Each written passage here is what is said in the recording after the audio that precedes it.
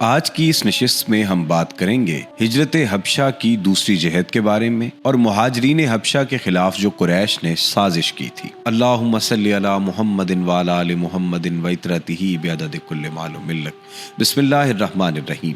السلام علیکم ناظرین، سیرت النبی صلی اللہ علیہ وآلہ وسلم کی 13ویں نشست میں خوش آمدید۔ دوسری ہجرت حبشہ۔ پچھلی نشست میں آپ نے سنا کہ کس طریقے سے صحابہ کرام نے حبشہ کی طرف ہجرت کی اور بعد میں حبشہ سے واپس لوٹ کر آئے تو کچھ صحابہ تو چھپ چھپا کر مکہ میں واپس آ گئے، مگر کچھ صحابہ واپس حبشہ کی طرف روانہ ہو گئے۔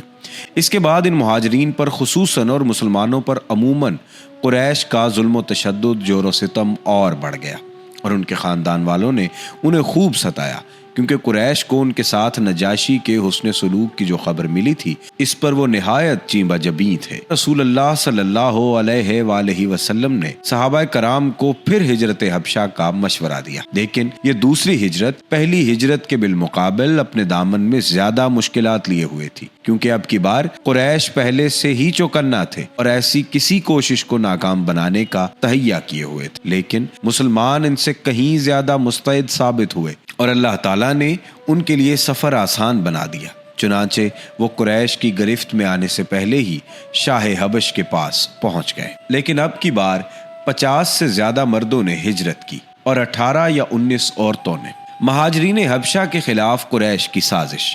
مشرکین کو سخت قلق تھا کہ مسلمان اپنی جان اور اپنا دین بچا کر ایک اور پرامن جگہ پر بھاگ گئے، لہٰذا انہوں نے عمرو بن عاص اور عبداللہ بن ربیعہ کے جو گہری سوجھ بوجھ کے مالک تھے اور ابھی مسلمان نہیں ہوئے تھے، ایک اہم سفارتی مہم کے لیے منتخب کیا اور ان دونوں کو نجاشی اور بطریقیوں کی خدمت میں پیش کرنے کے لیے بہترین تحفے اور ہدیے دے کر حبش روانہ کیا۔ ان دونوں نے پہلے حبش پہنچ کر بطرکیوں کو تحائف پیش کیے، پھر انہیں اپنے دلائل سے آگاہ کیا کہ جن کی بنیاد پر وہ مسلمانوں کو حبشہ سے نکلوانا چاہتے تھے۔ جب بطریقیوں نے اس بات سے اتفاق کر لیا کہ وہ نجاشی کو مسلمانوں کے نکال دینے کا مشورہ دیں گے تو یہ دونوں نجاشی کے حضور حاضر ہوئے اور تحفے تحائف پیش کر کے اپنا مدعا یوں عرض کیا: اے بادشاہ، آپ کے ملک میں ہمارے کچھ ناسمجھ نوجوان بھاگ آئے ہیں۔ انہوں نے اپنی قوم کا دین چھوڑ دیا ہے، لیکن آپ کے دین میں بھی داخل نہیں ہوئے، بلکہ ایک نیا دین ایجاد کیا ہے جسے نہ ہم جانتے ہیں نہ آپ۔ ہمیں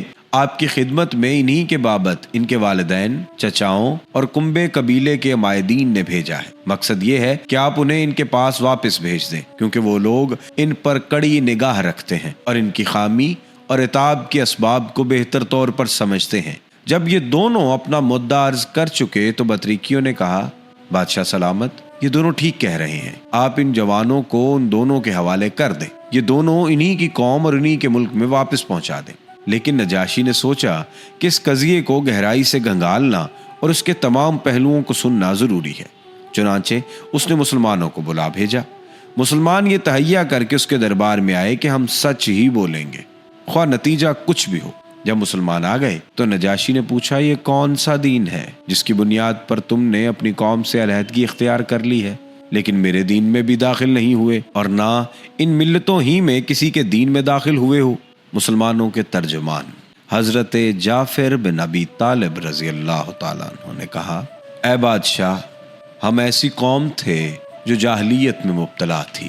ہم بت پوجتے تھے، مردار کھاتے تھے، بدکاریاں کرتے تھے، قرابت داروں سے تعلق توڑتے تھے، ہمسایوں سے بدسلوکی کرتے تھے اور ہم میں سے طاقتور کمزور کو کھا رہا تھا۔ ہم ایسی حالت میں تھے کہ اللہ نے ہم ہی میں سے ایک رسول بھیجا۔ اس کی عالی نسبی، سچائی، امانت اور پاک دامنی ہمیں پہلے سے ہی معلوم تھی۔ اس نے ہمیں اللہ کی طرف بلایا اور سمجھایا کہ ہم صرف اللہ کو مانیں اور اسی کی عبادت کریں اور اس کے سوا جن پتھروں اور بتوں کو ہمارے باپ دادا پوجتے تھے انہیں چھوڑ دیں۔ اس نے ہمیں سچ بولنے، امانت ادا کرنے، قرابت جوڑنے، پڑوسی سے اچھا سلوک کرنے اور حرام کاری اور خون ریزی سے باز رہنے کا حکم دیا اور فواحش میں ملوث ہونے، جھوٹ بولنے، یتیم کا مال کھانے اور پاک دامن عورتوں پر جھوٹی تہمت لگانے سے منع کیا۔ اس نے ہمیں یہ بھی حکم دیا کہ ہم صرف اللہ کی عبادت کریں، اس کے ساتھ کسی کو شریک نہ کریں، اور اس نے ہمیں نماز، روزہ اور زکوٰۃ کا حکم دیا۔ اسی طرح حضرت جعفر رضی اللہ تعالیٰ عنہ نے اسلام کے کام گنائے، پھر کہا ہم نے اس پیغمبر کو سچا مانا اور اس پر ایمان لائے اور اس کے لائے ہوئے دین خداوندی میں اس کی پیروی کی۔ چنانچہ ہم نے صرف اللہ کی عبادت کی، اس کے ساتھ کسی کو شریک نہیں کیا، اور جن باتوں کو اس پیغمبر نے حرام بتایا انہیں حرام مانا، اور جن کو حلال بتایا انہیں حلال جانا، اور اس پر ہماری قوم ہم سے بگڑ گئی۔ اس نے ہم پر ظلم و ستم کیے اور ہمارے دین سے پھیرنے کے لیے فتنے اور سزاؤں سے دوچار کیا، تاکہ ہم اللہ کی عبادت چھوڑ کر بت پرستی کی طرف پلٹ آئیں، اور جن گندی چیزوں کو حلال سمجھتے تھے انہیں پھر حلال سمجھنے لگے۔ جب انہوں نے ہم پر بہت قہر و ظلم کیا، زمین تنگ کر دی اور ہمارے درمیان اور ہمارے دین کے درمیان روک بن کر کھڑے ہو گئے، تو ہم نے آپ کے ملک کی راہ لی اور دوسروں پر آپ کو ترجیح دیتے ہوئے آپ کی پناہ میں رہنا پسند کیا، اور یہ امید ہے کہ اے بادشاہ آپ کے پاس ہم پر ظلم نہیں کیا جائے گا۔ نجاشی نے کہا وہ پیغمبر جو کچھ لائے ہیں اس میں سے کچھ تمہارے پاس ہے؟ حضرت جعفر نے کہا ہاں۔ نجاشی نے کہا ذرا مجھے پڑھ کے سناؤ۔ حضرت جعفر نے سورہ مریم کی ابتدائی آیات تلاوت فرمائی۔ نجاشی اس قدر رویا کہ اس کی داڑھی تر ہو گئی۔ نجاشی کے تمام اسقف بھی حضرت جعفر کی تلاوت سن کر اس قدر روئے کہ ان کے صحیفے تر ہو گئے۔ پھر نجاشی نے کہا کہ یہ کلام اور وہ کلام جو حضرت عیسیٰ علیہ السلام لے کر آئے تھے دونوں ایک ہی شمعدان سے نکلے ہوئے ہیں۔ اس کے بعد نجاشی نے عمرو بن عاص اور عبداللہ بن ربیعہ کو مخاطب کر کے کہا کہ تم دونوں چلے جاؤ، میں ان لوگوں کو تمہارے حوالے نہیں کر سکتا، اور نہ یہاں ان کے خلاف کوئی چال چلی جا سکتی ہے۔ اس کے حکم پر وہ دونوں وہاں سے نکل گئے۔ لیکن پھر عمرو بن عاص نے عبداللہ بن ربیعہ سے کہا خدا کی قسم کل ان کے متعلق ایسی بات لاؤں گا کہ ان کی ہریالی کی جڑ کاٹ کے رکھ دوں گا۔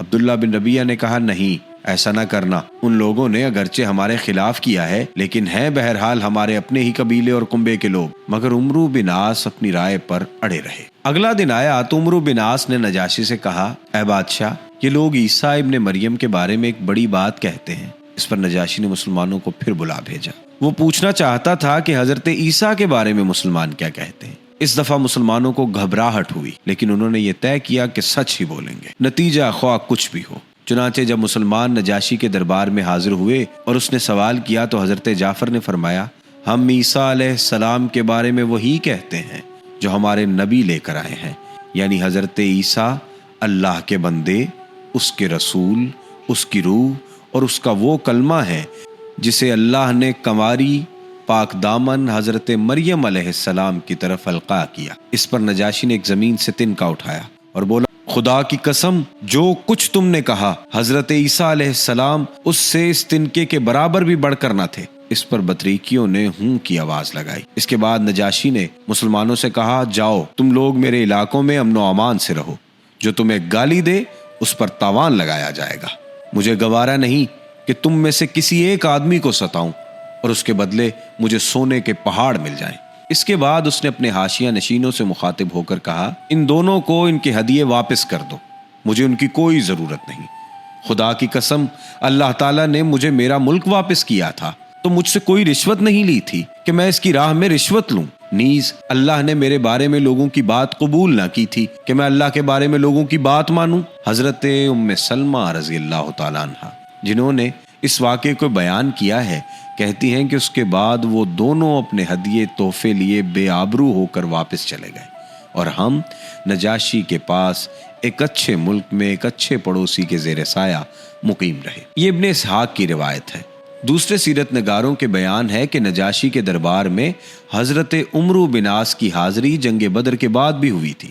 بعض لوگوں نے تطبیق کی یہ صورت بیان کہ عمرو بن عاص نجاشی کے دربار میں مسلمانوں کی واپسی کے لیے 2 مرتبہ گئے تھے، لیکن جنگ بدر کے بعد کی حاضری کے ضمن میں حضرت جعفر اور نجاشی کے درمیان سوال و جواب کی جو تفصیلات بیان کی جاتی ہیں وہ تقریباً وہی ہیں۔ بہرحال مشرکین کی چال ناکام ہو گئی اور ان کی سمجھ میں آ گیا کہ وہ اپنے جذبہ عداوت اپنے دائرہ اختیار ہی میں آسودہ کر سکتے ہیں، لیکن اس کے نتیجے میں انہوں نے ایک خوفناک بات سوچنا شروع کر دی۔